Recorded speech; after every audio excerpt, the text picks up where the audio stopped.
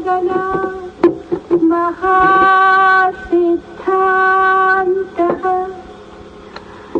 शमदमादिदिव्यशक्त्याचरणे क्षेत्रपात्रपटुता परावरसंयोगः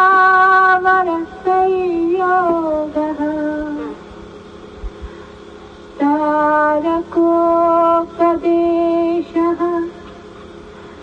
अद्वैत सदानन्दो देवता नियमः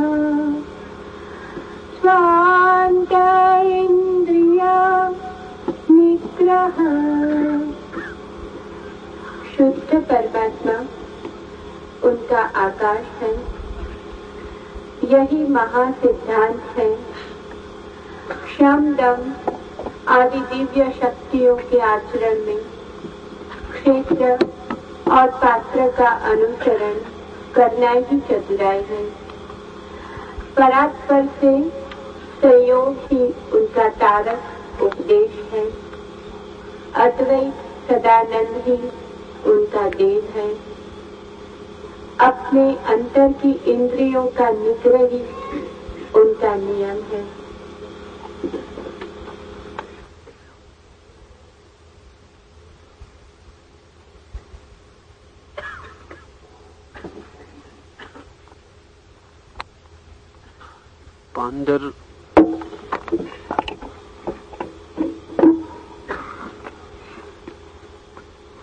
पांडर गगन महासिद्धांत।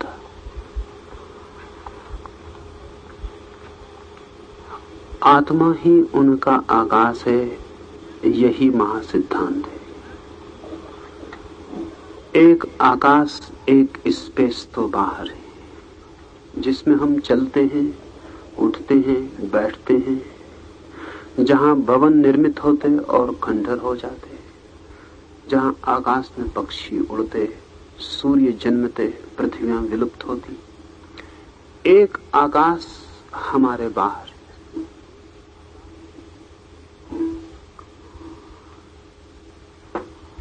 ये जो बाहर है हमारे आकाश,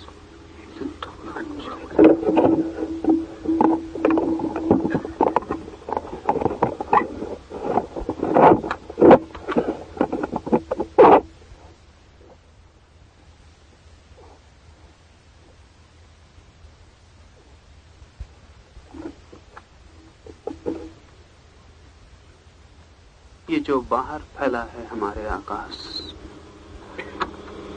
यही अकेला आकाश नहीं है। This space is not the only space. एक और आकाश भी है,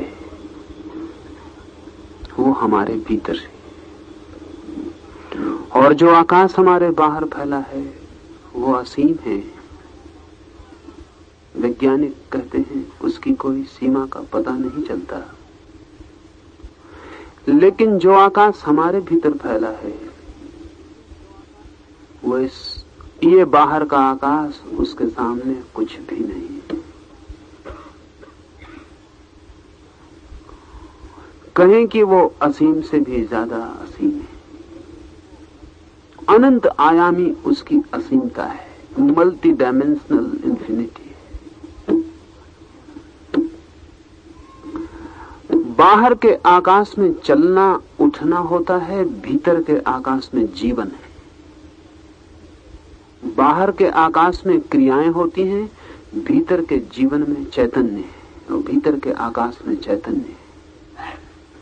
तो जो बाहर के आकाश में ही खोजता रहेगा वो कभी भी जीवन से मुलाकात न कर पाएगा। उसकी चेतना से कभी भेंट ना होगी, उसका परमात्मा से कभी मिलन ना होगा। ज्यादा से ज्यादा पदार्थ मिल सकता है बाहर, परमात्मा का स्थान तो भीतर का आकाश है, अंतराकाश है, इनर स्पेस है। ऋषि कहता है यही महासिद्धांत है। और तो सब सिद्धांत हैं, ये महासिद्धांत है कि अगर जीवन के सत्य को पाना हो तो अंतर आकाश में उसकी खोज करनी पड़ती है।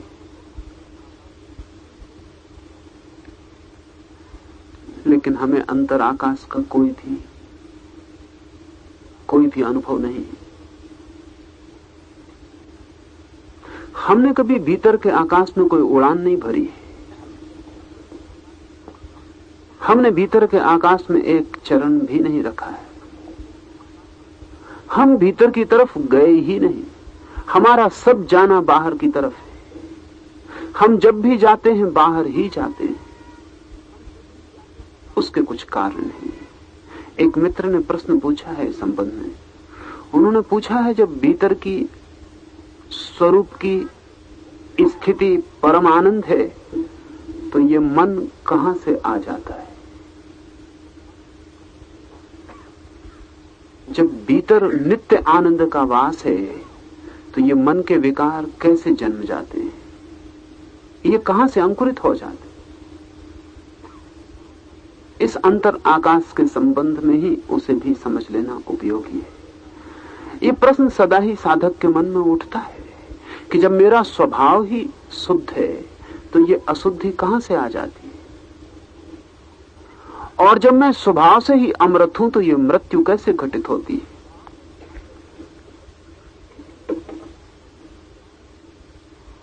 और जब भीतर कोई विकार ही नहीं है, निर्विकार निराकार का आवास है, सदा से सदैव से, तो विकार के बादल कैसे गिर जाते हैं? कहां से इनका जन्म होता है?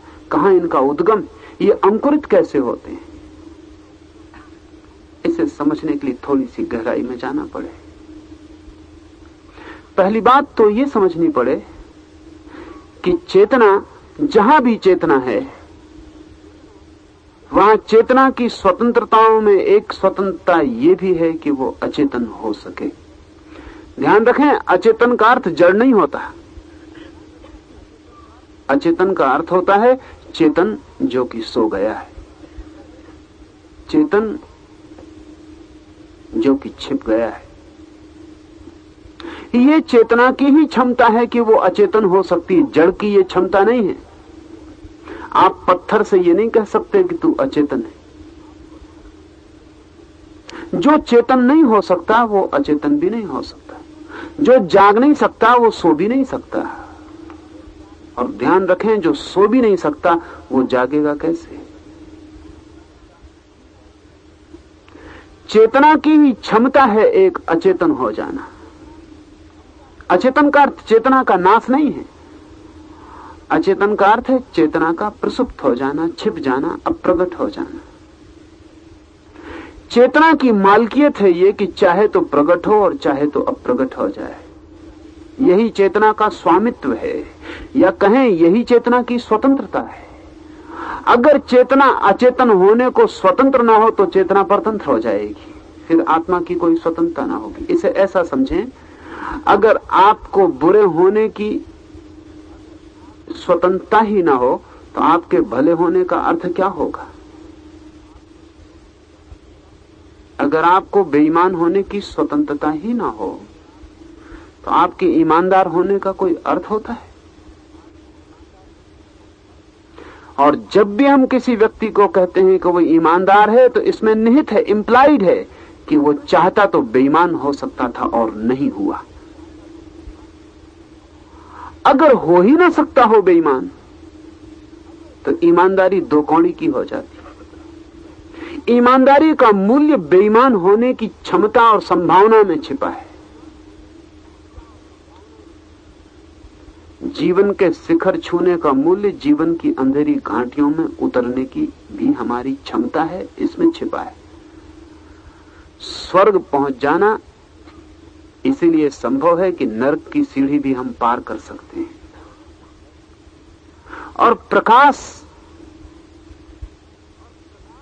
इसीलिए पाने की आकांक्षा है कि हम अंधेरे में भी हो सकते हैं। ध्यान रहे, अगर आत्मा के लिए बुरा होने का उपाय ही ना हो तो आत्मा के भले होने में बिल्कुल ही नपुंसकता, इंपोटेंसी हो जाएगी।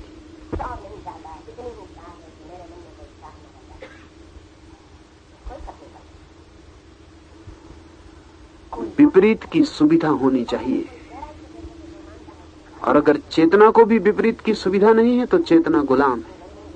और गुलाम चेतना का क्या अर्थ होता है? उससे तो अचेतन होना, जड़ होना बेहतर है। ये जो हमारे भीतर छिपा हुआ परमात्मा है, ये परम स्वतंत्र है, एब्सोल्यूट फ्रीडम है। इसलिए शैतान तक होने का उपाय है और परमात्मा होने की भी सुविधा है।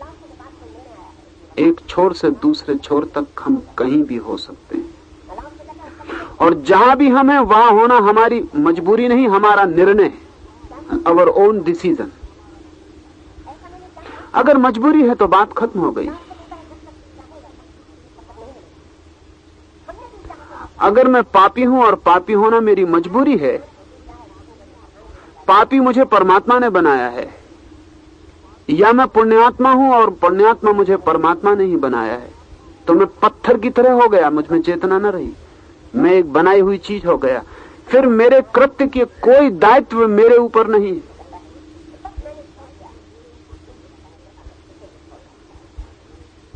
एक मुसलमान मित्र मुझे मिलने आए थे, कुछ दिन हुए, बहुत समझदार व्यक्ति। वो मुझसे कहने लगे, व्रत थे, वो मुझसे कहने लगे कि मैं बहुत लोगों से मिला हूं, बहुत साधु सन्यासियों के पास गया हूं, लेकिन कोई हिंदू मुझे ये नहीं समझा सका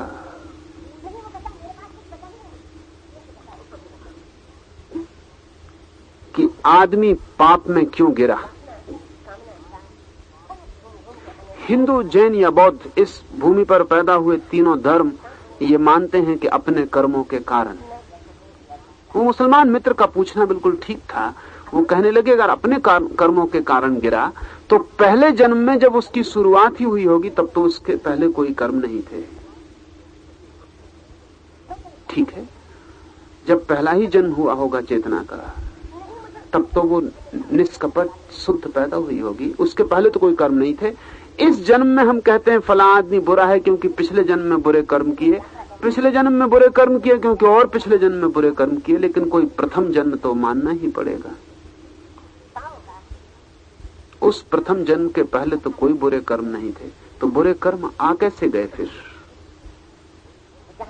मैंने उन मुसलमान मित्र से कहा कि ये बात बिल्कुल तर्कयुक्त है, लेकिन क्या इस्लाम और ईसाईयत जो उत्तर देते हैं उन पर आपने विचार किया? उन्होंने कहा, वो ज्यादा ठीक मालूम पड़ता है कि ईश्वर ने आदमी को बनाया, जैसा चाहा वैसा बनाया। तो मैंने उनसे कहा, यही थोड़ी सी बात समझ लें, इस देश में पैदा हुआ कोई भी धर्म जिम्मेदारी ईश्वर पर नहीं डालना चाहता, मनुष्य पर डालना चाहता। ये मनुष्य की गरिमा की स्वीकृति है। The responsibility is on man, not on God. ध्यान रहे, गरिमा तभी है जब दायित्व हो। अगर दायित्व ही नहीं है, अगर मैं बुरा हूं तो परमात्मा ने बनाया, भला हूं तो परमात्मा ने बनाया, जैसा हूं परमात्मा ने बनाया, तो सारी जिम्मेवारी परमात्मा की हो जाती है। और तब और भी उलझन खड़ी होगी कि परमात्मा को बुरा आदमी बनाने में क्या रस हो सकता है। और परमात्मा ही अगर बुरा बनाता है तो हमारी अच्छे बनने की कोशिश परमात्मा के खिलाफ पड़ती है। तो परमात्मा आदमी को बुरा बनाता है और तथाकथित साधु सन्यासी आदमी को अच्छा बनाते हैं, तो बड़ा मुश्किल है। गुरुजीएफ कहा करता था कि दुनिया के सब महात्मा परमात्मा के खिलाफ मालूम पड़ते, दुश्मन मालूम पड़ते। वो आदमी को बुरा बनाता है या जैसा भी बनाता है, फिर आप कौन है सुधारने वाले?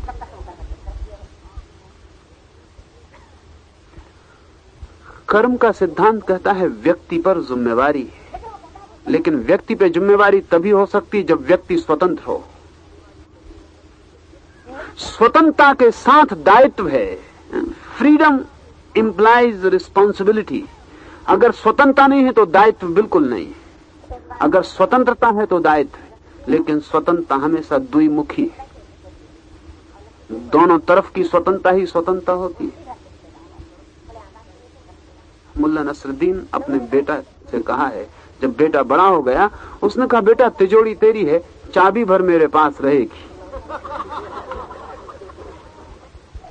ऐसे तू जितना खर्च करना चाहे खर्च कर सकता है, लेकिन ताला भर मत खोलना।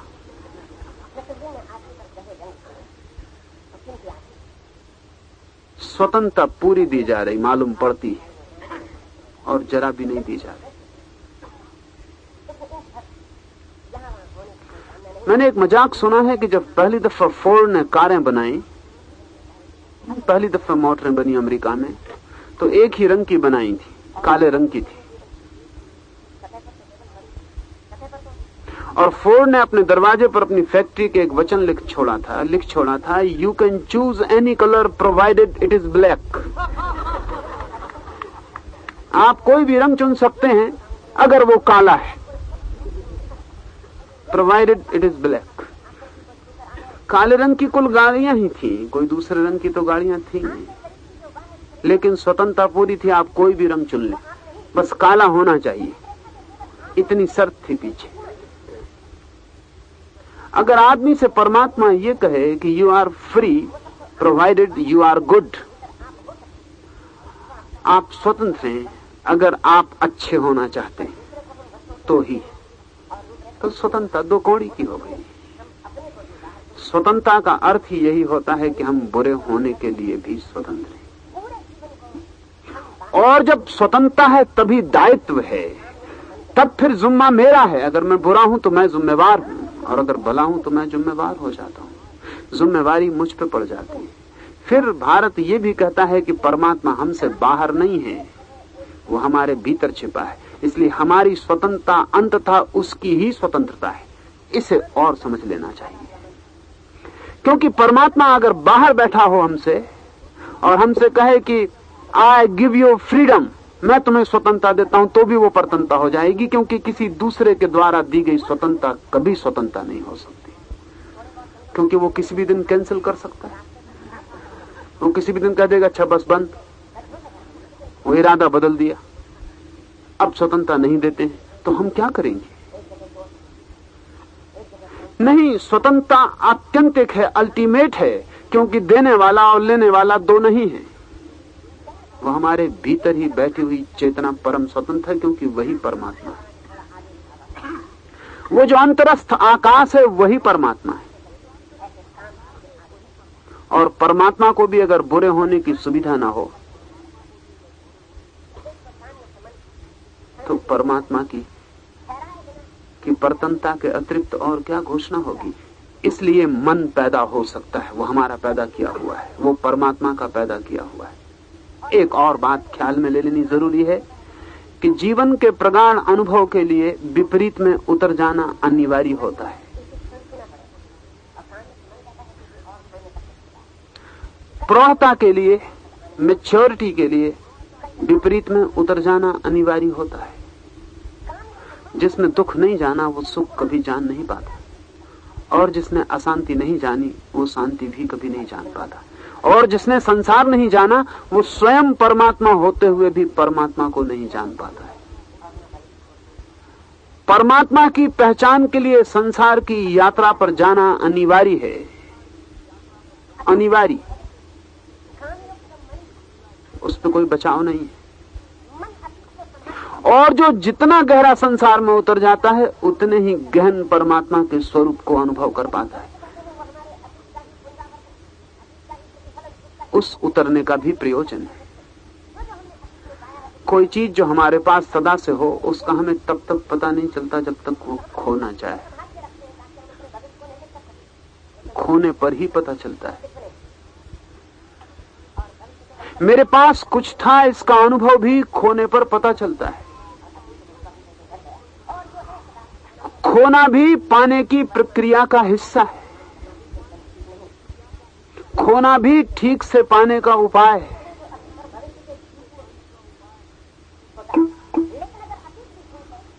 खोना भी पाने की प्रक्रिया का हिस्सा, अंग, अनिवार्य अंग है।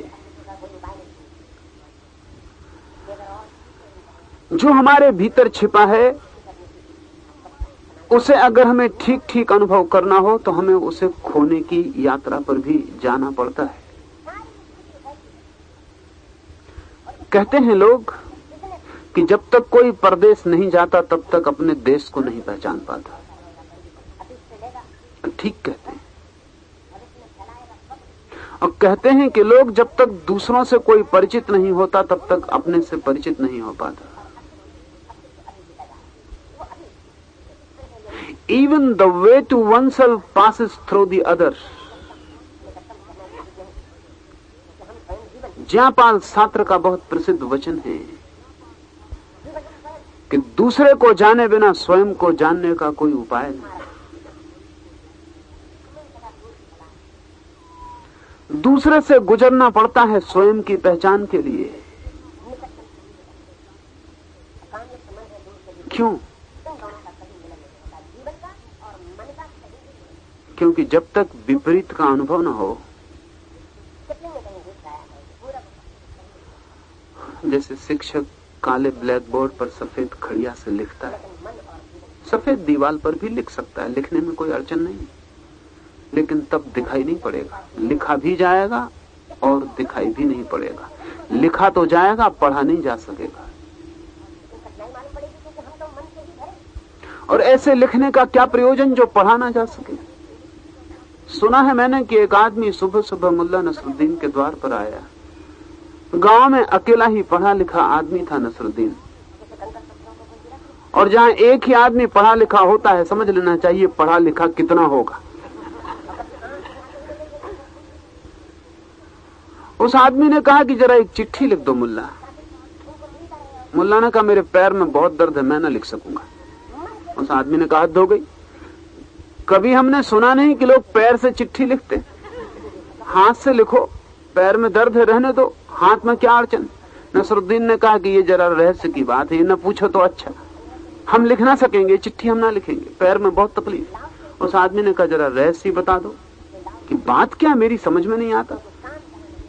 नसरुद्दीन ने कहा बात यह है कि हमारी लिखी चिट्ठी हमारे सिवाय और कोई नहीं पढ़ पाता, तो दूसरे गांव की यात्रा करने की अभी हमारी हैसियत नहीं। पैर में तकलीफ बहुत है। लेकिन जो नसरुद्दीन ने कहा जो पढ़ा ही ना जा सके उसके लिखने का क्या फायदा। इसलिए हाथ तो फुर्सत में है, बाकी पढ़ेगा कौन। सफेद दीवार पर लिख तो सकते हैं हम, पढ़ा नहीं जा सकता। और जो पढ़ा नहीं जा सकता उस लिखने का कोई अर्थ नहीं। इसलिए काले ब्लैक बोर्ड पर लिखना पड़ता है, उस पर दिखाई पड़ता है उभर के। आकाश में जब काले बादल होते हैं तो दिखाई पड़ती है बिजली कौंधती है।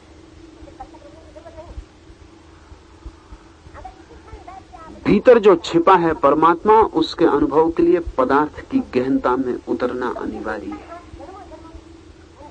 सन्यास को भी जानने के लिए ग्रस्त हुए बिना कोई मार्ग नहीं। सत्य को भी जानने के लिए असत्य के रास्तों से गुजरना पड़ता है। और इसे जब कोई अनिवार्यता समझता है और इस रहस्य को समझ जाता है, तो फिर जिस असत्य से गुजरा उसके प्रति भी धन्यवाद ही मन में उठता है, क्योंकि उसके बिना सत्य तक नहीं पहुंचा जा सकता था। जिस पाप से गुजर के पुण्य तक पहुंचे उस पाप की भी अनुकंपा ही मालूम होती है अंतर, क्योंकि उसके बिना पुण्य तक नहीं पहुंचा जा सकता था। बोधि धर्म ने कहा है, और बोधि धर्म इस पृथ्वी पर 10-5 लोगों में एक है जिसने गहनतम सत्य के अनुभव को जाना। बोधि धर्म ने कहा है मरने के क्षण में कि संसार तेरा धन्यवाद, क्योंकि तेरे बिना निर्वाण को जानने का कोई उपाय न था। शरीर तुझे धन्यवाद, क्योंकि तेरे बिना आत्मा को पहचानने की सुविधा कैसे बनती। सब पापों तुम्हारी अनुकंपा मुझ पर, क्योंकि तुमसे गुजर के मैं पुण्य के शिखर तक पहुंचा। तुम सीढ़ियां थे। तब जीवन विपरीत होकर भी विपरीत नहीं रह जाता। तब जीवन विपरीत होकर भी एक रस हो जाता है, और विपरीत में भी एक हार्मनी और एक संगीत उत्पन्न हो जाता है। संगीत पैदा होता है विभिन्न स्वरों से, और अगर संगीत के किसी स्वर को बहुत उभारना हो तो उसके पहले बहुत धीमे स्वर पैदा करने पड़ते हैं, तब उभर कर संगीत प्रकट होता है। सब अभिव्यक्ति विपरीत के साथ है, इसलिए चेतना मन को पैदा करती है। चेतना का ही काम है चेतना ही बाहर जाती है और बाहर भटक भटक कर ही उसे पता चलता है कि बाहर कुछ नहीं है, तब चेतना भीतर वापस आती है। और ध्यान रहे, जो चेतना कभी बाहर नहीं गई थी उस चेतना में और जो चेतना बाहर भटक कर भीतर आती है, रिचनेस का, समृद्धि का बहुत फर्क है। इसलिए जब पापी कभी पुण्यात्मा होता है तो उसके पुण्य की जो गहराई है वो साधारण आदमी के पुण्य की गहराई नहीं होती जो कभी पापी नहीं हुआ है।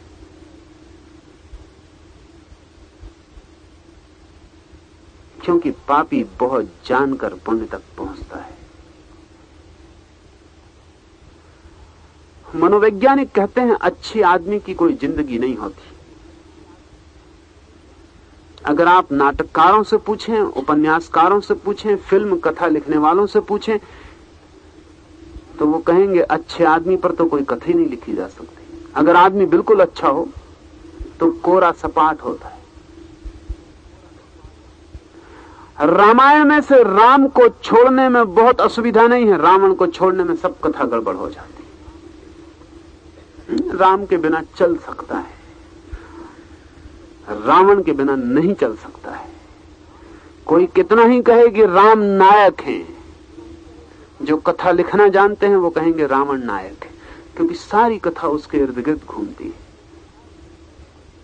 और अगर राम भी प्रखर होकर प्रकट होते हैं तो रावण के सहारे और रावण के कंधे पर। रावण के बिना राम भी सफेद दीवार पर खींची गई सफेद रेखा हो जाएंगे। वो काला ब्लैक बोर्ड तो रावण। लेकिन स्कूल में शिक्षक जब काले ब्लैक बोर्ड पर लिखता है तो बच्चे ब्लैक बोर्ड का विरोध नहीं करते, वो जानते हैं कि सफेद रेखा उसी पर उभरती है। लेकिन जब रावण के ब्लैक बोर्ड पर राम उभरते हैं तो हम ना समझ विरोध करते हैं कि रावण नहीं होना चाहिए, रावण दुनिया से मिटा दो। जिस दिन आप रावण को दुनिया से मिटा देंगे उस दिन राम तिरोहित हो जाएंगे, वो कहीं खोजे से नहीं मिलेंगे। जीवन विपरीत स्वरों के बीच एक सामंजस्य है। चेतना ही पैदा करती है मन को, चेतना ही विचार को पैदा करती है ताकि निर्विचार को जान सके। परमात्मा ही संसार को बनाता है ताकि स्वयं को अनुभव कर सके। ये आत्म अन्वेषण की यात्रा है, इसमें भटकना जरूरी है। एक कहानी मैं निरंतर कहता रहा हूं। गांव के बाहर एक आदमी उतरा अपने घोड़े से। झाड़ के पास बैठे नसरुद्दीन के सामने उसने हाथ में ली झोली पटकी और कहा कि करोड़ों के हीरे जवाहरात इस झोली में, इसे मैं लेके घूम रहा हूं गांव गांव। मुझे कोई रत्ती भर भी सुख दे दे तो मैं ये सब हीरे उसे सौंप दूं, लेकिन अब तक मुझे कोई रत्ती भर सुख नहीं दे पाया। नसरुद्दीन ने कहा तुम बहुत दुखी हो?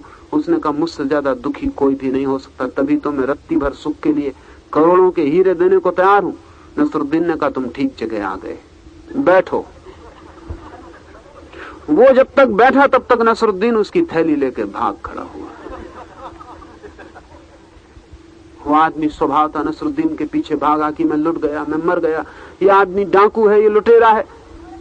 किसने कहा कि ये फकीर है, किसने कहा कि ये ज्ञानी है, लेकिन गांव के गली कूचे नसरुद्दीन के परिचित थे।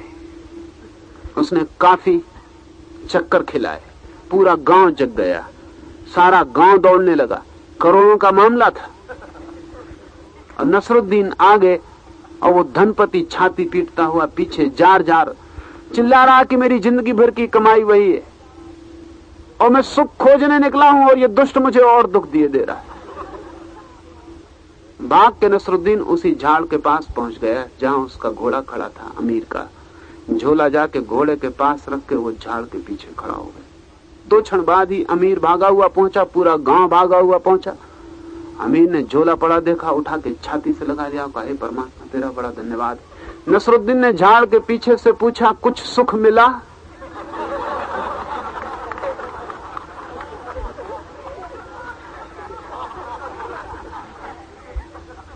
पाने के लिए खोना जरूरी है। उस आदमी ने कहा कुछ नहीं, बहुत मिला, इतना सुख मैंने जीवन में जाना ही नहीं। नसरुद्दीन ने कहा अब तू जा, नहीं तो इससे ज्यादा अगर मैं सुख दूंगा तो तू मुसीबत में पड़ सकता, अब तू एकदम चला जा।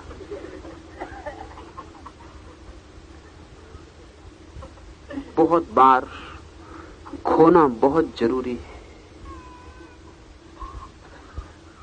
असली सवाल ये नहीं है कि हमने क्यों अपने को खोया, असली सवाल ये है कि या तो हमने पूरा अपने को नहीं खोया, या हम खोने के इतने अभ्यासी हो गए कि लौटने के सब रास्ते टूट गए मालूम पड़ते हैं। असली सवाल ये नहीं कि क्यों हमने खोया, खोना अनिवार्य है। असली सवाल यह है कि कब तक हम खोए रहेंगे। इसलिए बुद्ध से अगर कोई पूछता था कि यह आदमी अंधकार में क्यों गिरा, तो बुद्ध कहते व्यर्थ की बातें मत करो, अगर पूछना हो तो ये पूछो कि अंधकार के बाहर कैसे जाया जा सकता है। ये संगत सवाल है, ये असंगत है। बुद्ध कहते थे इस बेकार की बातचीत में मुझे मत खींचो कि आदमी अंधकार में क्यों गिरा, वो तुम बाद में खोज लेना, अभी तुम मुझसे ये पूछ लो कि प्रकाश कैसे मिल सकता है। बुद्ध कहते थे तुम उस आदमी जैसे हो जिसकी छाती में जहरीला तीर घुसा हो, और मैं उसकी छाती से तीर खींचने लगूं तो वो आदमी कहे रुको, पहले ये बताओ ये तीर किसने मारा, पहले ये बताओ कि ये तीर पूरब से आया कि पश्चिम से, और पहले ये बताओ कि ये तीर जहर बुझा है या साधारण। तो बुद्ध कहते मैं उस आदमी से कहता ये सब तुम पीछे पता लगा लेना, अभी मैं तीर को खींचकर बाहर निकाल देता हूं। लेकिन वो आदमी कहता जब तक जानकारी पूरी ना हो तब तक कुछ भी करना क्या उचित है। ये फिक्र मत करें कि मन कैसे पैदा हुआ, ये फिक्र करें कि मन कैसे विसर्जित हो सकता है। और ध्यान रहे बिना विसर्जन किए आपको कभी पता ना चलेगा कि कैसे इसका सर्जन किया था। उसके कारण है क्योंकि सर्जन किए अनंत काल बीत गया। उस स्मृति को खोजना आज आपके लिए आसान नहीं होगा। रास्ता है, अगर आप लौटें अपने पीछे जन्मों में, लौटते जाएं, आदमी के जन्म चुक जाएंगे, पशुओं के जन्म होंगे, पशुओं के जन्म चुक जाएंगे, कीड़े मकोड़ों के जन्म होंगे, कीड़े मकोड़ों के जन्म चुक जाएंगे, पौधों के जन्म होंगे, पौधों के जन्म चुक जाएंगे, पत्थरों के जन्म होंगे। लौटते जाएं उस जगह जहां पहले दिन आपकी चेतना सक्रिय हुई और मन का निर्माण शुरू हुआ। लेकिन वो बड़ी लंबी यात्रा है और अति कठिन। उसमें मत पड़े कि मन कैसे बना। हाँ, लेकिन एक और सरल उपाय है, इस मन को विसर्जित करें। और विसर्जन को अभी आप देख सकते हैं, और जब आप विसर्जन को देख लेंगे तो आप जान जाएंगे कि विसर्जन की जो प्रक्रिया है उससे उल्टी प्रक्रिया सर्जन की है। बुद्ध एक दिन अपने भिक्षुओं के बीच सुबह जब बोलने गए तो उनके हाथ में एक रेशम का रुमाल था। बैठ के उन्होंने उस पर 5 गांठें लगाई। भिक्षु बड़े चिंतित हुए क्योंकि बुद्ध कभी कुछ लेके हाथ में आते ना थे। रेशम का रुमाल क्यों ले आए? और फिर बोलने की जगह बैठ के उस पर गांठें लगाने लगे। बड़ी उत्सुकता, बड़ी आतुरता हो गई। क्या कोई जादू दिखाने का ख्याल है? क्योंकि जादूगर रुमाल वगैरह लेके आते हैं, बुद्ध से क्या रुमाल लेके आने की बात थी। लेकिन बुद्ध शांति से सन्नाटे में 5 गांठें लगा लिए और फिर उन्होंने कहा भिक्षुओं, ये रुमाल में गांठें लग गई, मैं तुमसे 2 सवाल पूछना चाहता हूं। एक तो ये कि जब रुमाल में गांठें नहीं लगी थी तब के रुमाल में, और अब जब रुमाल में गांठें लग गई हैं अब के रुमाल में क्या कोई फर्क है स्वरूपगत? एक भिक्षु ने कहा स्वरूपगत तो फर्क बिल्कुल नहीं है, रुमाल वही का वही, जरा भी इंच भर भी तो रुमाल के स्वरूप में फर्क नहीं। लेकिन आप हमें फंसाने की कोशिश कर रहे हैं। फर्क हो भी गया क्योंकि तब रुमाल में गांठें न थी और अब गांठें हैं। लेकिन फर्क बहुत ऊपरी है क्योंकि गांठें रुमाल के स्वभाव पर नहीं लगती, केवल शरीर पर लगती।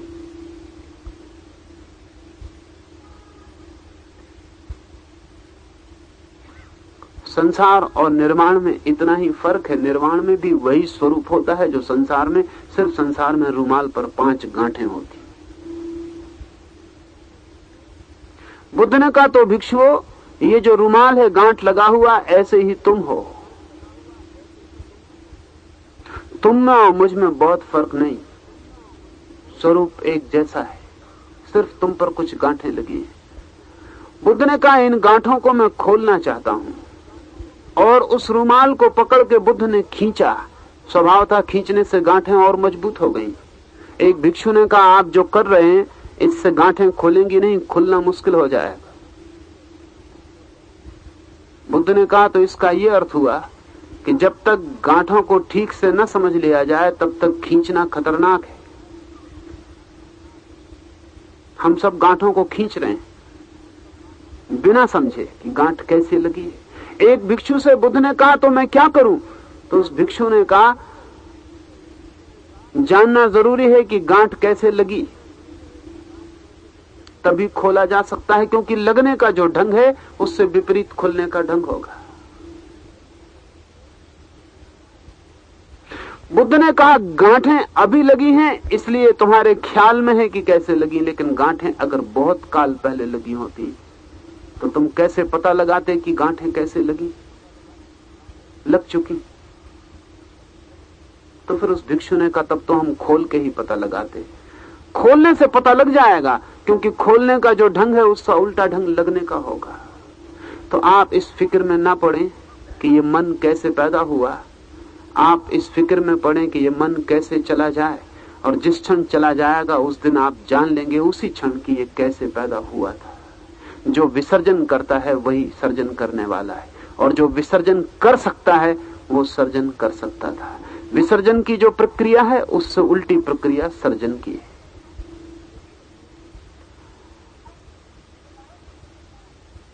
ऋषि कहता है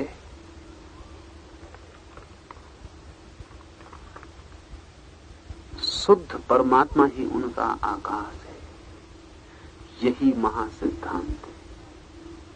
भीतर का जो आकाश है, बादल रहित, मेघ रहित, विचार रहित, मन रहित, आकाश का तभी पता चलेगा जब आकाश में बादल घिर जाते हैं तो बादलों का पता चलता है, आकाश का पता नहीं चलता।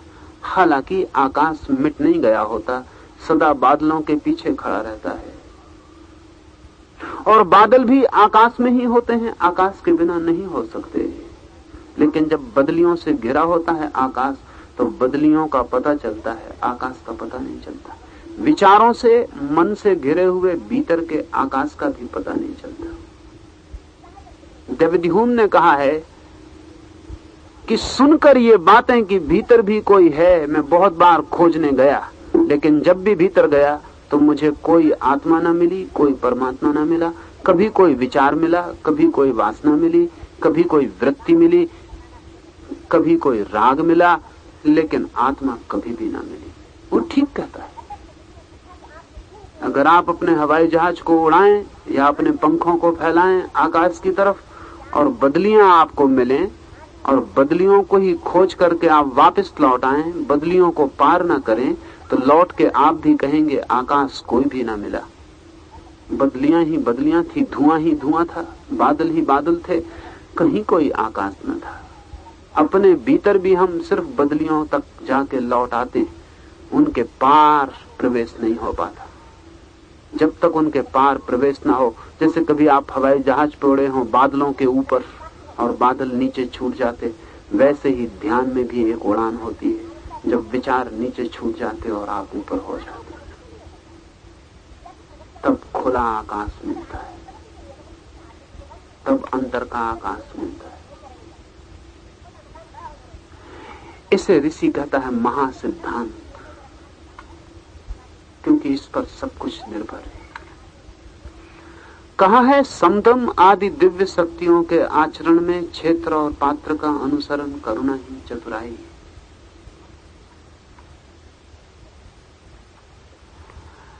समदम आदि दिव्य शक्तियों के आचरण में क्षेत्र और पात्र का अनुसरण करना ही चतुराई है।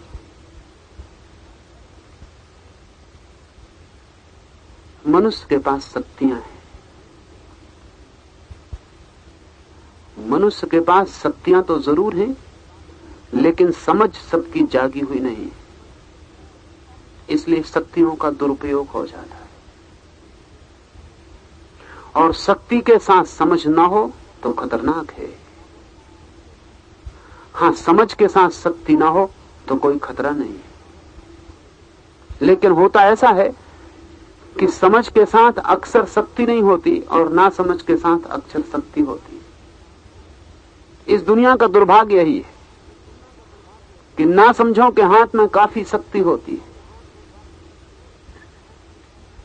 उसका कारण है कि ना समझ शक्ति की ही तलाश करते हैं। समझदार तो शक्ति की तलाश बंद कर देते। फ्रेडरिक नीत्शे ने अपने जीवन का सार सिद्धांत जिस किताब में लिखा है उसका नाम है द विल टू पावर। शक्ति को खोजने की वासना, आकांक्षा, अभिप्सा, संकल्प। नीत्शे कहता है इस जगत में पाने योग्य एक ही चीज है, वो है शक्ति, पावर। नीत्शे कहता है कोई सुख नहीं पाना चाहता, सब लोग शक्ति पाना चाहते हैं, और जब शक्ति मिलती है तो सुख एक बाई प्रोडक्ट है। और शक्ति पाने के लिए आदमी कितने दुख उठा लेता है, अनंत दुख उठाने को राजी हो जाता है। नीत्शे की बात जहां तक साधारण आदमी का सवाल है 100% सही है। आपको जब भी सुख का अनुभव हुआ है वो वही क्षण है जब आपको शक्ति का अनुभव हुआ है। अगर 4 आदमी की गर्दन आपकी मुट्ठी में है आपको बड़ा सुख मालूम पड़ता है। राष्ट्रपतियों को या प्रधानमंत्रियों को कौन सा सुख मालूम पड़ता होगा? कितने आदमियों की गर्दन है उनकी मुट्ठी में।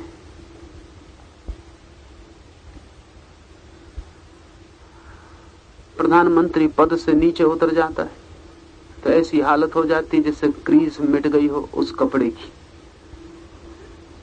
लुंज पुंज हो जाती, जान निकल जाती, रीढ़ टूट जाती। बिना रीढ़ के सरकने वाले पशु की हालत हो जाती है, बिना रीढ़ के कोई रीढ़ नहीं रह जाती, बैकबोन लेस। ऐसा उठाओ छोड़ दो, बोरे की तरह नीचे गिर जाता है। यही आदमी राज सिंहासन पर ऐसा रीढ़ वाला मालूम पड़ता था, लेकिन वो रीढ़ इसकी नहीं थी, वो सिंहासन के पीछे की हड्डी थी, वो इसकी अपनी हड्डी ना थी। धन पाके आदमी को क्या मिलता होगा? और उस धन को पाके जिससे कुछ भी खरीदने को नहीं बचता, क्या मिलता होगा? पावर। धन पोटेंशियल पावर है। 1 रुपया मेरे खीसे में पड़ा है, बहुत चीजें पड़ी हैं एक साथ। चाहूं तो एक आदमी से रात भर पैर दबा लूं, चाहूं तो एक आदमी से कहूं कि रात भर कहते रहो हुजूर हुजूर, तो हुजूर हुजूर कहते रहो। इस 1 रुपये में बहुत शक्ति छिपी, वो बीज में छिपी है। इसलिए रुपया खीसे में होता है तो भीतर आत्मा मालूम पड़ती है कि मैं भी हूं, क्योंकि अभी कुछ भी करवा लूं। खीसे में रुपया नहीं होता तो भीतर से आत्मा सरक जाती है। हालत उल्टी होती है, अब जिसके खीसे में रुपया है वो मुझसे कुछ करवा ले। सुना है मैंने कि मुल्ला नसरुद्दीन पर एक अंधेरे रास्ते पर 4 चोरों ने हमला कर दिया।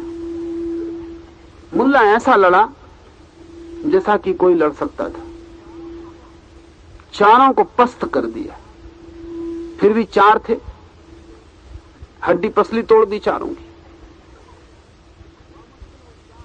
बामुश्किल वो 4 मुल्ला पे कब्जा पा सके। खीसे में हाथ डाला तो केवल 98 निकली। तो उन्होंने नसरुद्दीन से कहा कि भैया अगर रुपया तेरे खीसे में होता तो आज हम जिंदा ना बचते। हद कर दी तूने भी। 98 के पीछे ऐसी मारकाट मचाई और हम इसलिए सहे गए और इसलिए लड़े चले गए कि तुझे तेरी मारपीट से ऐसा लगा कि बहुत माल होगा। मुल्ला ने का सवाल बहुत माल का नहीं। I cannot expose my financial condition to total strangers। अपनी माली हालत में बिल्कुल अजनबी लोगों के सामने प्रकट नहीं कर सकता। 98 ही है, लेकिन इससे माली हालत तो सब खराब हो गई ना। तुम 4 आदमियों के सामने पता चल गया कि 98, सब बात ही खराब हो गई। इसलिए लड़ा। अगर मेरे खीसे में 1,00,000-2,00,000 रुपए होते तो लड़ता ही नहीं, कहता निकाल लो। माली हालत पावर सिंबल है। धन चाहते हैं शक्ति, पद चाहते हैं शक्ति, लेकिन नीचे को पता नहीं है कि कुछ लोग हैं जो शक्ति नहीं चाहते, शांति चाहते हैं। बहुत थोड़े हैं, न्यून हैं। ऐसा कभी कोई ऋषि होता है जो शांति चाहता है, शक्ति नहीं चाहता। और जो शांति चाहता है उसे समझ मिलती है, और जो शक्ति चाहता है वो नासमझ होता चला जाता है। इसलिए इस दुनिया में शक्तिशाली लोगों से ज्यादा नासमझ और स्टूपिड आदमी खोजना कठिन है। चाहे वो हिटलर हो, चाहे माओ हो, और चाहे निक्सन हो, इससे कोई फर्क नहीं पड़ता। असल में शक्ति की खोज ही मूढ़ता है, उससे कुछ मिलने वाला नहीं। उससे सिर्फ दूसरे को दबाने की सुविधा मिलती है, अपने को पाने की नहीं। और दूसरे को मैं कितना ही दबाऊं, इससे क्या हल होता है? समझदार खोजता है शांति, शक्ति नहीं। और शांति में समझ का फूल खिलता है। ये दुर्भाग्य है कि जिनके पास समझ होती उनके पास शक्ति नहीं होती, और जिनके पास शक्ति होती उनके पास समझ नहीं होती। ये इतिहास की दुर्घटना है। इससे हम पीड़ित हैं, क्योंकि समझदार राह के किनारे खड़े रह जाते और बुद्धू राज सिंहासनों पर चढ़ जाते। फिर उपद्रव होने ही वाला है। ये सारा जो उपद्रव है उसका कारण है, और ये उपद्रव मिट नहीं सकता, क्योंकि शक्ति मिलते ही जिसके पास बुद्धि नहीं है वो भी शक्ति की गर्मी में बुद्धिमान मालूम पड़ने लगता, वो भी बुद्धिमत्ता की बातें करने लगता है। सुना है मैंने कि नसरुद्दीन एक सम्राट के घर सेवक हो गया था। भोजन के लिए पहले ही दिन बैठा था, तो सम्राट ने कहा कि देखो ये सब्जी कैसी बनी। नसरुद्दीन ने कहा कि ये सब्जी, ये अमृत है। रसोइये ने सुना, दूसरे दिन भी वही सब्जी बना लाया। सम्राट थोड़ा बेचैन हुआ, लेकिन नसरुद्दीन उसकी तारीफ आके जा रहा था, ये बिल्कुल अमृत है, इसको जो खाता है वो कभी मरता ही नहीं। तो सम्राट किसी तरह खा गया। रसोइये ने तारीफ सुनी, तीसरे दिन फिर बना लाया। सम्राट ने कहा हटाओ इस अमृत को यहां से, ये मरने के पहले ही मुझे मार डालेगा। हाथ मार कर उसने थाली नीचे पटक दी। नसरुद्दीन ने कहा हुजूर ये बिल्कुल जहर है, इससे सावधान रहना। सम्राट ने कहा तू आदमी कैसा है, तू 2 दिन तक अमृत कहता रहा, आप जहर कहने लगा। उसने कहा मैं सब्जी का गुलाम नहीं, आपका गुलाम हूं। यू पे मी, तुम मुझे तनख्वाह देते हो, सब्जी मुझे तनख्वाह नहीं देती।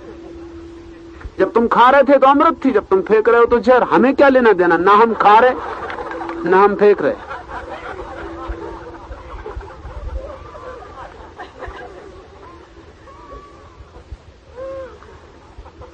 जिसके हाथ में ताकत है उसके आसपास ऐसे लोग इकट्ठे हो जाते जो कहते आप ईश्वर हैं।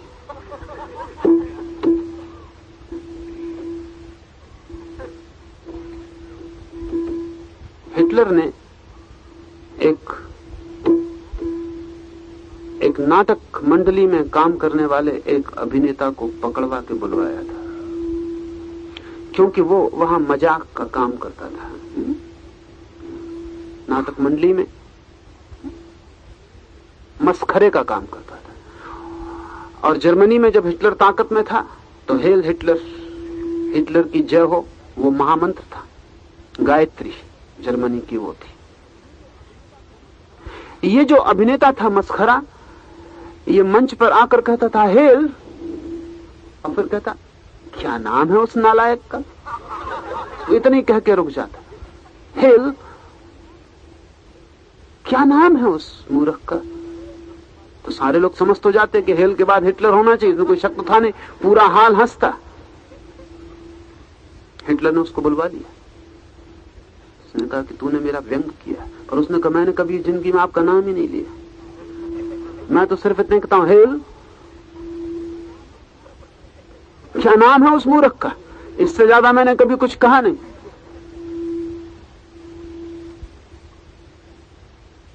वो तो जेल में डाल दिया गया, वो सड़ा जेल में मरा। क्योंकि शक्ति के अंधे लोग व्यंग्य भी तो नहीं समझ सकते। हिटलर की जगह कोई बुद्धिमान होता तो हंसता, प्रसन्न होता, पुरस्कार देता। भारी चोट पड़ गई। ये जो शक्ति की तलाश है, हिंसक मन की तलाश है। ऋषि कहता है शक्तियों का समुचित उपयोग चतुराई है। शक्तियां सब दिव्य हैं, जो भी है सब दिव्य है। अगर आज एटम बम हमारे हाथ में है तो वो भी दिव्य है। उससे विराट शुभ फलित हो सकता है, मंगल की वर्षा हो सकती, लेकिन दिव्य शक्तियों का सम्यक उपयोग चतुराई, बुद्धिमत्ता, विजडम है। वो विजडम उस व्यक्ति को ही उपलब्ध होती है, वो बुद्धिमत्ता जो अपनी इंद्रियों, अपनी वासनाओं, अपनी इच्छाओं के पार खड़े होकर देख पाता है, जो अपने मन से दूर होकर देख पाता है, तब बुद्धिमान होता है। बुद्धिमान वही होता है जो तटस्थ होता है स्वयं से भी। अगर अपने से भी बहुत लगाव है तो आदमी तटस्थ नहीं हो पाता। तटस्थ होने के लिए अपने मन से भी लगाव नहीं चाहिए। तो अंतर आकाश में जो जाता है मन के बदलियों के पार, वही अपनी शक्तियों का सम्यक उपयोग कर पाता है, बुद्धिमानी पूर्वक उपयोग कर पाता है। शक्तियां हम सबके पास हैं समान। बुद्ध हो कि हिटलर, कि महावीर हो कि स्टालिन, कि मोहम्मद हो कि माओ, इससे कोई फर्क नहीं पड़ता। शक्तियां सबके पास बराबर है, लेकिन बुद्धिमानी पूर्ण उपयोग वो सबके पास नहीं दिखाई पड़ता। अधिक लोग अपनी ही शक्तियों के दुरुपयोग में दबते हैं और नष्ट होकर मर जाते हैं। काम वासना शक्ति है, ब्रह्मचरी बन सकती है, लेकिन व्यभिचार बन के समाप्त हो जाती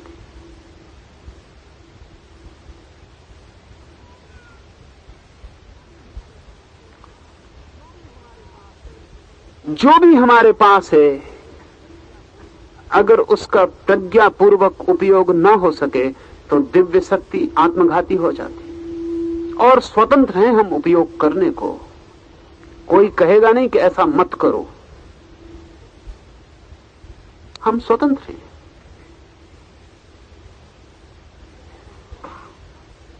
मुल्ला नसरुद्दीन एक झाड़ पर बैठा कालिदास के पोज में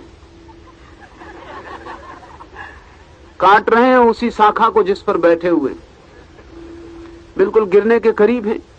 नीचे से एक आदमी गुजरता, वो कहता है कि देखो महानुभाव, आप गिर जाओगे। मुल्ला ने कहा तुम कोई ज्योतिषी हो? जब हम अभी गिरे नहीं तो तुम भविष्य बता रहे हो, और मुफ्त में बता रहे हो, बिना पूछे बता रहे हो। जाओ अपने रास्ते से, ज्योतिष में मेरा विश्वास नहीं। अब ज्योतिष का कुछ लेना देना ना था। काट रहे थे, काटते चले गए, क्योंकि ज्योतिष में उनका भरोसा नहीं था। फिर गिरे, जब नीचे गिरे तो कहा कि मान गए, आदमी ज्योतिषी था। भागे, दूर निकल गया था 2 मील, आदमी पकड़ा, पैरों पर गिर पड़े। कहा जरा हाथ देख के बता मेरी मौत कब होगी। उस आदमी ने कहा मैं कोई ज्योतिषी नहीं। उसने मुल्ला ने कहा मैं छोड़ूंगा नहीं। हम समझ गए भविष्य तू देख लेता है, बताना ही पड़ेगा। तुम्हें ज्योतिषी से मेरा कोई संबंध नहीं है, साधारण आंखों का, छोटी सी बुद्धि का उपयोग किया है। मुझे कुछ पता नहीं भविष्य का, लेकिन इतना कोई भी कह सकता है कि जिस डाल पे बैठे हो उसको काटोगे तो मरोगे, गिरोगे।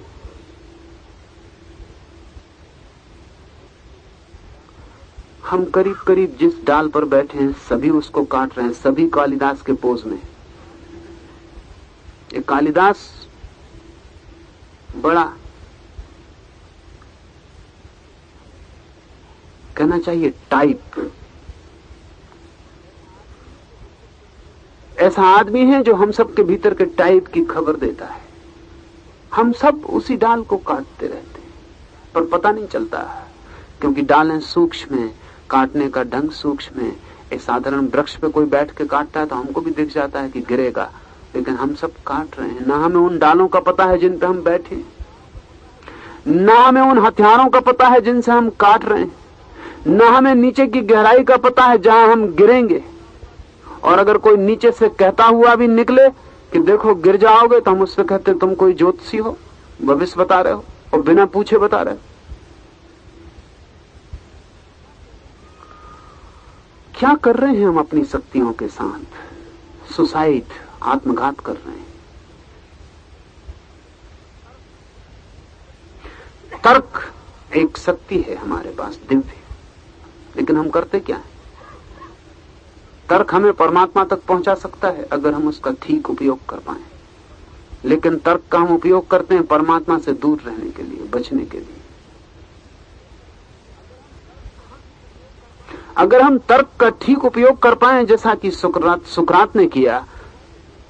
सुकरात ने तर्क का बहुत उपयोग किया, और आखिर में उसने कहा कि तर्क का उपयोग कर करके मैं इस नतीजे पर पहुंचा हूं कि तर्क दोनों ही बातें सिद्ध कर सकता है, इसलिए उसके सिद्ध करने का कोई अर्थ नहीं। दोनों ही बातें सिद्ध कर सकता है।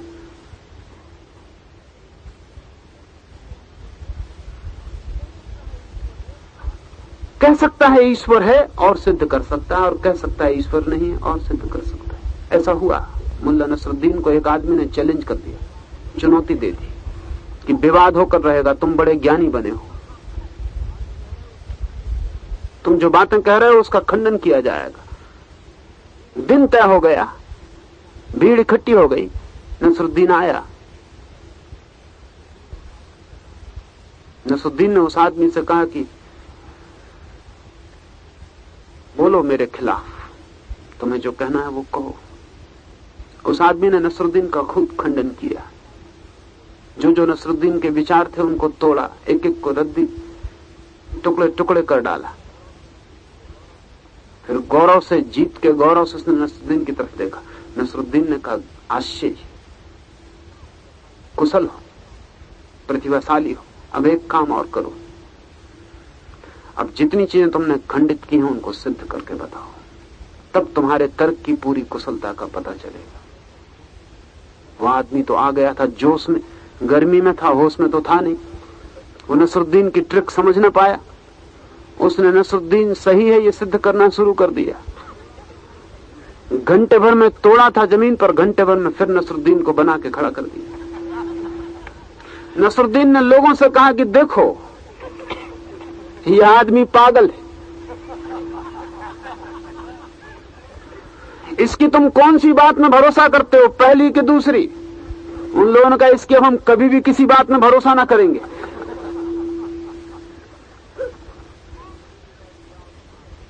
नसरुद्दीन ने कहा कि जाओ तुम हार गए। नसरुद्दीन ने एक तर्क भी ना दिया। असल में तर्क दोनों ही काम कर सकता है। तर्क दुधारी तलवार है, वो दोनों काम बराबर करता है। सागर यूनिवर्सिटी के निर्माता डॉक्टर हरि सिंह गौर के संबंध में एक बहुत प्रसिद्ध घटना है कि वो प्रिवी काउंसिल में एक मुकदमा लड़ रहे थे। संभवतः भारत में उन जैसा कानूनविद उस समय नहीं था। हिंदुस्तान के शायद वो अकेले वकील थे जिनके 3 ऑफिस थे, एक पेकिंग में और एक लंदन में और एक दिल्ली में। पूरे साल यहां से वहां भटकते रहते थे। करोड़ों रुपए उन्होंने कमाए, वो सब सागर विश्वविद्यालय बना, लेकिन कभी एक भिखारी को एक पैसा दान नहीं दिया। सागर में ऐसा कहा जाता था कि अगर कोई भिखारी उनके घर की तरफ चला जाए तो लोग समझ जाते थे नया भिखारी, क्योंकि वो कभी नया भिखारी अपरिचित है गांव से, क्योंकि हरि सिंह गौर के घर से कभी एक पैसा किसी को नहीं मिला। और लोग सोचते नहीं थे कि, कल्पना भी नहीं कर सकते थे कि यह आदमी चुकता दान कर देगा। तो एक बड़े मुकदमे में थे, भूल चूक हो गई कुछ, जल्दी में थे, रात काम में उलझे रहे, फाइल न देख पाए। वो समझते थे कि आ के वकील हैं, थे बा के वकील। दो पार्टी में बा के वकील थे, आ के वकील नहीं थे। भूल चूक हो गई। तो अदालत में जाके उन्होंने जो वक्तव्य दिया, उनका जो मुवक्किल था उसका तो पसीना छूट गया, क्योंकि वो उसके खिलाफ बोल रहे थे। उसकी तो जान निकली, वो तो मर गया, क्योंकि अभी दूसरा तो खिलाफ बोलने वाला है। जब अपना खिलाफ बोल रहा है तब तो कोई उपाय ना रहा। करोड़ों का मामला था, बड़ा मुकदमा था, किसी स्टेट का मुकदमा था। घबराहट फैल गई, मजिस्ट्रेट भी चकित हुआ, विरोधी वकील भी घबराया कि हो क्या रहा है, किसी की समझ में ना पड़े। लेकिन डॉक्टर गौर को रोकने की हिम्मत भी किसी में नहीं कि कोई बीच में रोक दे। जब वो पूरा बोल चुके तो सदा बोलने के बाद गिलास पानी पीते थे। जब वो पानी पी रहे थे तब उनके असिस्टेंट ने कहा कि जरा भूल हो गई, आप अपने ही आदमी के खिलाफ बोल दिए। उन्होंने कहा कोई फिक्र ना कर।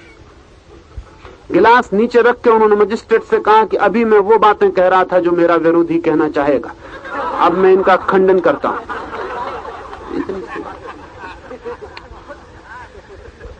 Now I begin the refutation. अभी तो मैंने वो दलीलें दी जो विरोधी देगा, अब मैं विरोध में खंडन शुरू करता हूं। और मुकदमा जीत गए। तर्क का कोई बहुत मूल्य नहीं है। जो तर्क नहीं जानते उन्हीं को मूल्य मालूम पड़ता है। जो तर्क जानते हैं वो समझते हैं तर्क से फिजूल और कुछ भी नहीं है। लेकिन इतना तर्क को जो समझ लेता है वो फिर जीवन में अनुभव की दिशा पर बढ़ता है, तर्क को छोड़ देता है। तर्क को जानने वाला बुद्धिमान व्यक्ति तर्क को छोड़ देता और अतर्क अनुभव की तरफ जाता है। जो अभी तर्क ही कर रहा है वो अभी बचकाना है, जुवेनाइल है। और अगर ऐसा बुद्धिमान पुरुष कभी तर्क का उपयोग करता है तो सिर्फ इसीलिए ताकि अतर्क की तरफ आपको ले जाया जा सके, अन्यथा उपयोग नहीं करता है। शक्तियां तटस्थ हैं, सारी शक्तियां दिव्य हैं, उनका कैसा उपयोग इस पर सब निर्भर करता है। ऋषि कहता है इन शक्तियों का क्षेत्र और पात्र के हिसाब से अनुसरण करना ही बुद्धिमानी है। समय, स्थान, स्थिति, इन सबको ध्यान में रखकर, नहीं तो कई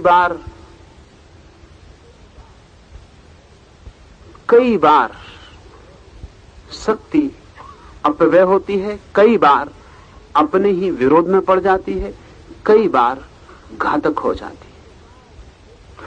और ये जो कहा है क्षेत्र और काल, समय और स्थिति, स्थान और परिस्थिति, इनको देखकर, क्योंकि कोई भी नियम इस जगत में एब्सोल्यूट नहीं है, निरपेक्ष नहीं है, सापेक्ष है। तो कहीं तो जहर भी अमृत हो जाता है किसी काल और किसी क्षेत्र में।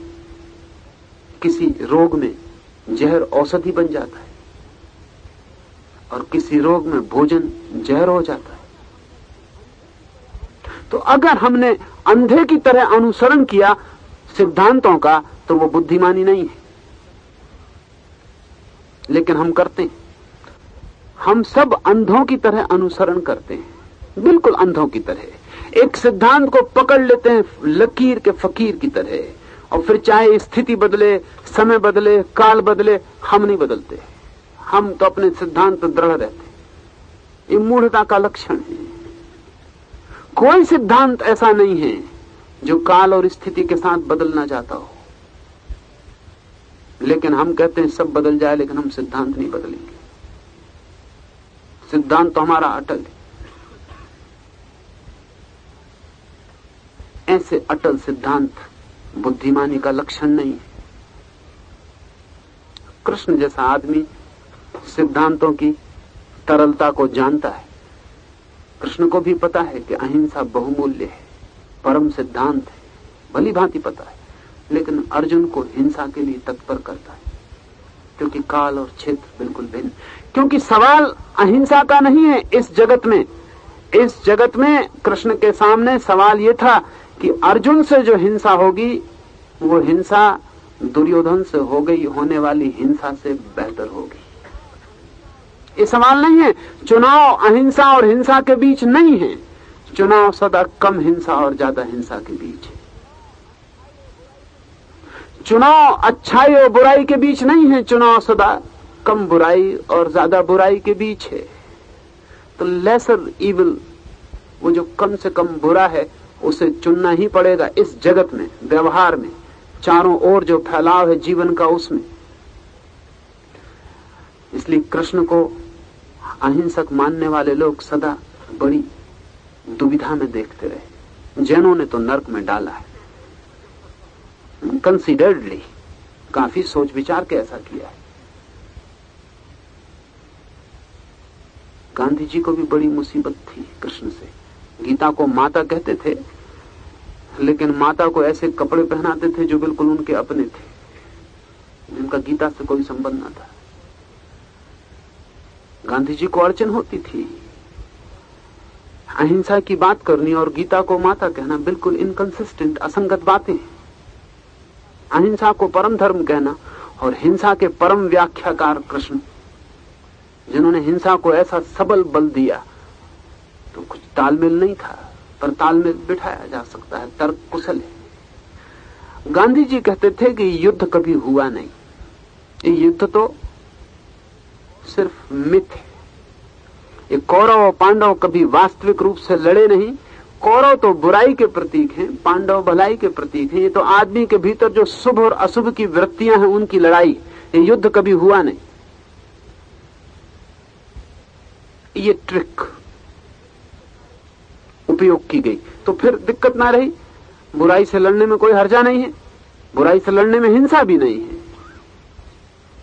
लेकिन ये बात झूठ है, ये युद्ध हुआ है।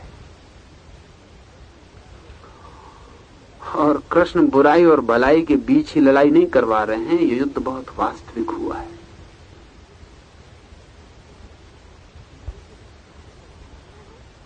लेकिन कृष्ण को समझना हो तो जो बात समझनी पड़ेगी वही ऋषि जो कह रहा है वो बात है। कृष्ण भी कहते हैं अहिंसा परम धर्म है, लेकिन वे कहते हैं कि अहिंसा परम धर्म होते हुए भी जीवन में सीधा चुनाव कभी नहीं आता हिंसा और अहिंसा का। जीवन में चुनाव सदा आता है कम हिंसा और ज्यादा हिंसा का। तो कम हिंसा को चुनना अहिंसक का लक्षण है, इसलिए वो कम हिंसा को चुनने को राजी है। और अहिंसा के नाम से कम हिंसा से भी भाग जाना सिर्फ कायर का लक्षण है।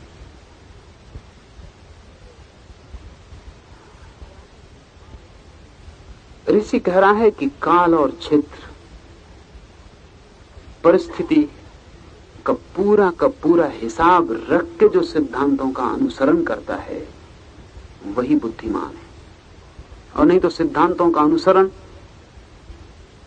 मैंने सुना है पंचतंत्र में बहुत प्रसिद्ध कथा है कि 4 बहुत बुद्धिमान पंडित काशी से वापस लौटते हैं। 12 वर्ष काशी वास करके ज्ञानी बनकर वापस लौटते हैं। चारों परम ज्ञानी हैं अपने अपने शास्त्रों के स्पेशलिस्ट, और जैसे स्पेशलिस्ट खतरनाक होते हैं वैसे ही खतरनाक है। क्योंकि स्पेशलिस्ट का मतलब ही ये होता है one who knows more and more about less and less. मतलब ये होता कम से कम के संबंध में जो ज्यादा से ज्यादा जानता है। उसका उल्टा मतलब ये हो जाता है कि जो ज्यादा से ज्यादा के संबंध में कम से कम जानता है स्वभावता। चारों एक्सपर्ट थे, विशेषज्ञ थे। उसमें जो विशेषज्ञ था वनस्पति शास्त्र का, तीनों ने कहा कि तुम सब्जी खरीद लाओ। जब रास्ते में रुके पड़ाव पर, वनस्पति शास्त्र का विशेषज्ञ था, सब्जी तो कभी खरीदी नहीं थी, सब्जियों के बाबत जानकारी भारी थी। उसने बैठकर बड़ा चिंतन मनन किया। अंततः उसने कहा कि नीम की पत्तियों के सिवाय कोई चीज उचित नहीं। सिद्धांत यही, सभी चीजों में कोई ना कोई खामी, कोई ना कोई दोष, कोई वात पैदा करती है, कोई कुछ पैदा करती है, कुछ पैदा करती है। नीम की पत्ती एकदम निर्दोष है। तो नीम की पत्तियां तोड़कर बड़ा प्रसन्न वापस लौटा। शास्त्र का पूरा उपयोग हुआ, विशेषज्ञ पूरा था वो। दूसरा था तर्कशास्त्री, एक लॉजिशियन, नव्य न्याय पढ़कर लौट रहा था, न्याय की गहराइयों में उतरा था। अब न्याय शास्त्र में उदाहरण में सदा यह आता है कि घृत रखा है पात्र में, तो प्रश्न उठाया जाता है कि पात्र घृत को संभालता है कि घृत पात्र को संभालता है, कौन किसको संभालता है। तो इसको किताब में तो पढ़ा था, तर्कशास्त्री को भेजा गया घी लेने, क्योंकि तर्कशास्त्री से निरंतर उसके मित्रों ने यह बात सुनी थी कि कौन किसको संभालता है, पात्र घृत को संभालता है कि घृत पात्र को संभालता है। लेकिन तर्कशास्त्री ने कभी ना तो घृत पकड़ा था और ना पात्र पकड़ा था हाथ में। बाजार से लौटते वक्त जब घी का पात्र लेके वो चला तो उसने कहा आज अवसर मिला है, देख ही ना लूं कि कौन किसको संभालता है। उसने उल्टा के देखा, जो होना था वो हुआ, घृत तो नीचे गिर गया, पात्र खाली रह गया। वो बड़ा प्रसन्न लौटा। उसने कहा सिद्ध हो गया कि पात्र ही संभालता है।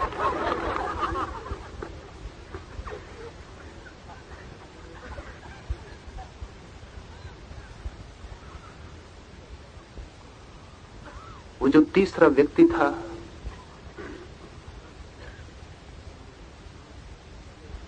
उसको संभाला था काम। वो एक व्याकरण का विशेषज्ञ था। उसको कहा था कि तू आग वगैरह जला ले, चूल्हा तैयार रख, पानी चढ़ा देना, सब सामान आया जाता है तो आटा बना लेंगे, आटा बन जाएगा। चौथे को भेजा था लकड़ियां लेने, क्योंकि वो एक मूर्तिकार था और लकड़ियों पर उसने बड़ी मेहनत की थी और मूर्तियां बनाई थी। लेकिन उसे ये पता ही नहीं था कि गीली लकड़ियां जलाई नहीं जा सकती। वो सौंदर्य का पारखी था, मूर्तिकार था, चित्रकार था, तो वो सुंदरतम लकड़ियां जंगल से छांट के लाया, लेकिन वे सब गीली थी। असल में सूखी लकड़ी सुंदर रह भी नहीं जाती, हरी होनी चाहिए। जीवन, युवापन, तो युवा से युवा, कोमल से कोमल, सुंदर से सुंदर लकड़ियां काट के वो सांझ होते होते वापस लौटा, क्योंकि चुनाव करने में बड़ी मुश्किल पड़ी, जंगल बड़ा था। वो कोई लकड़ियां मतलब की ना थी, एक भी जल ना सकती थी।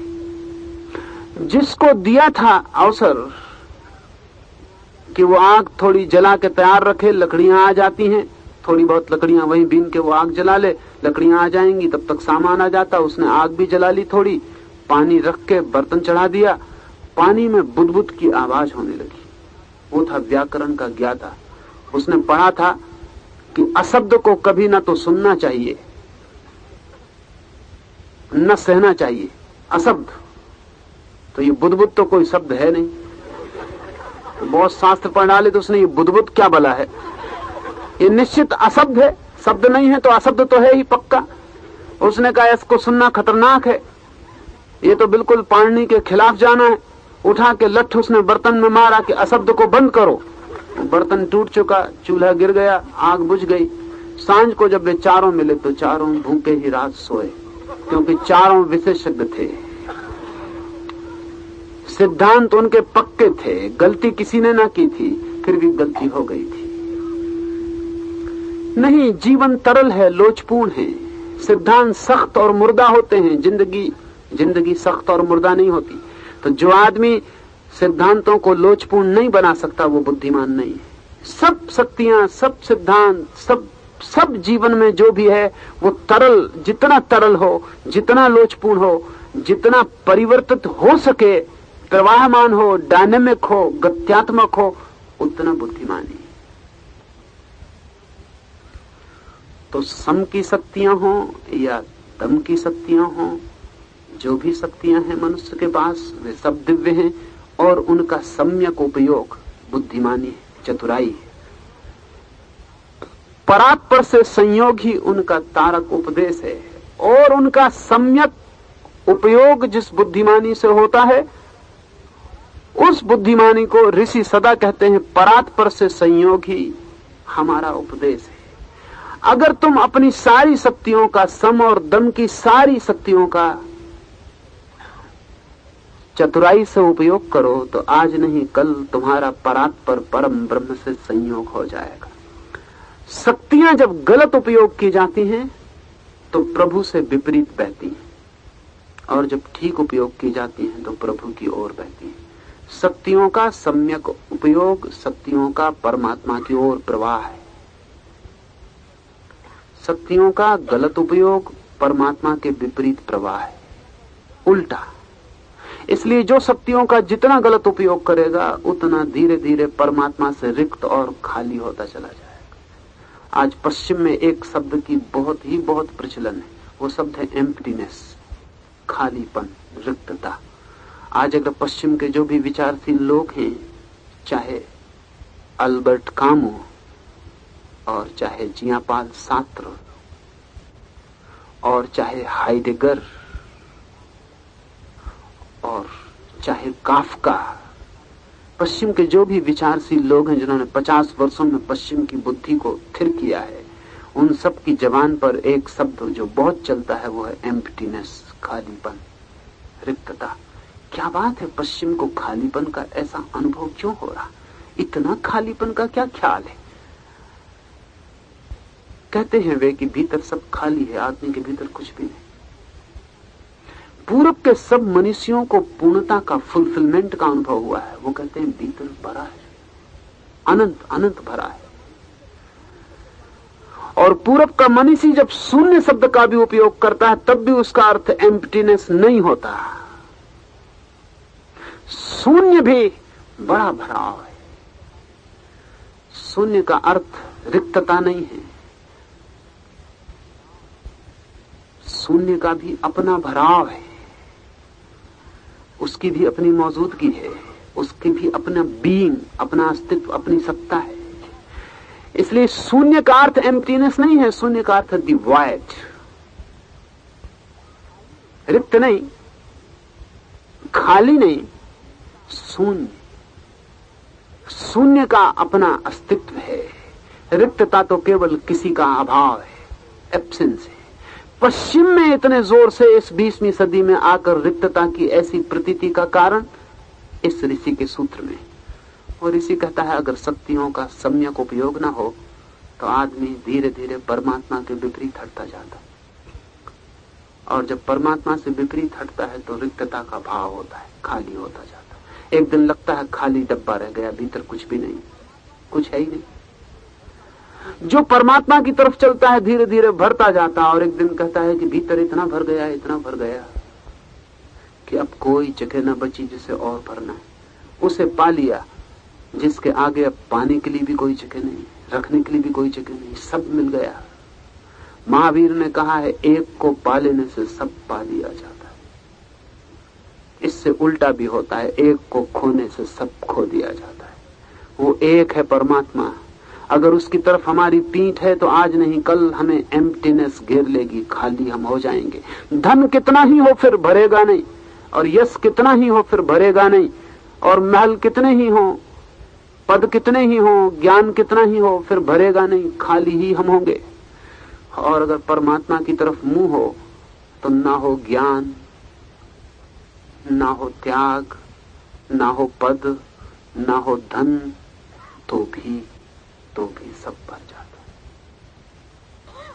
तो भी सब भर जाते। उसकी तरफ नजर उठाते ही सब भर जाते।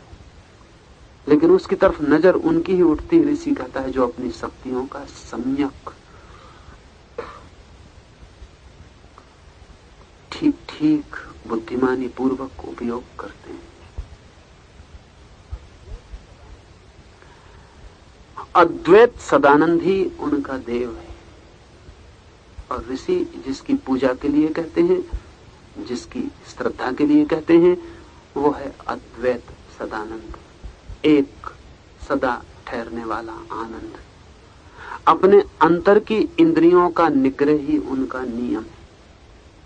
अपने अंतर की इंद्रियों का निग्रह ही उनका नियम। इसे थोड़ा सा समझ लेना जरूरी है। इंद्रियों के दो हिस्से हैं, एक तो बहिर्इंद्रिय है, आंख है, बाहर है। आंख को निकाल भी दें तो भी देखने की वासना नहीं चली जाती।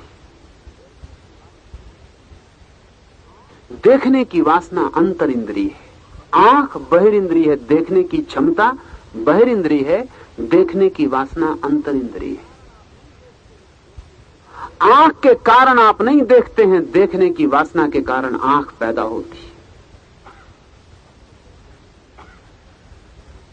अब तो वैज्ञानिक भी इसको स्वीकार कर रहे हैं। वो कह रहे हैं कि अगर अंधा आदमी देखने की वासना से बहुत भर जाए तो अंगुलियों से भी देख सकता है, पैर के अंगूठों से भी देख सकता है, क्योंकि आंख में जो चमड़ी काम में आई है वो चमड़ी पूरे शरीर पर वही है। क्वालिटेटिवली कोई फर्क नहीं है, गुणात्मक कोई फर्क नहीं है। आंख में जो चमड़ी है वो वही है जो पूरे शरीर पर है। आंख की चमड़ी के पीछे देखने की वासना ने हजारों हजारों लाखों लाखों साल तक काम किया है और वो चमड़ी पारदर्शी हो गई है। बस कान के पीछे देखने की वासना ने काम किया है और वो चमड़ी सुनने में समर्थ हो गई, वो हड्डियां सुनने में समर्थ हो गई। उन हड्डियों में कोई क्वालिटेटिव फर्क नहीं है, शरीर की सब हड्डियों जैसी हड्डियां। और अभी तो बहुत प्रयोग हुए हैं जिनसे यह सिद्ध हो सका है कि आदमी शरीर के और अंगों से भी देख सकता है और अंगों से भी सुन सकता है, लेकिन तीव्र वासना करके उस अंग की तरफ उस वासना को प्रवाहित करना पड़ेगा, तब ऐसा हो सकता है। ऋषि कहता है अंतर इंद्रियों का निग्रह। बाहर की इंद्रियों का सवाल नहीं है, भीतर की जो वासना की इंद्री है, जो अंतर इंद्री है, जो सूक्ष्म इंद्री है, उसका निग्रह ही उनका नियम है। वो ऐसा नहीं कि अंधे हो जाते, आंख फोड़ लेते, नहीं, वो देखने की वासना को शून्य कर लेते। आंख फिर भी देखती है, लेकिन अब देखने की कोई वासना पीछे नहीं होती। इसलिए आंख अब वही देखती है जो देखना जरूरी है, कान वही सुनता है जो सुनना जरूरी है, हाथ वही छूता है जो छूना जरूरी है, गैर जरूरी गिर जाता है। इंद्रियां मात्र दासियां हो जाती। आज इतना ही, फिर कल हम बात करें। अब हम रात्रि के प्रयोग के लिए तैयार हो जाएं। 2-3 बातें ख्याल में ले लें।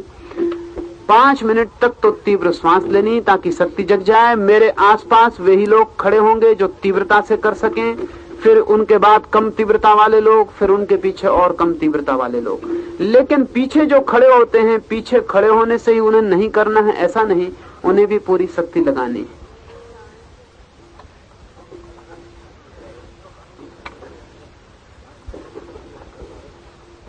वो म्यूजिक ले लेंगे।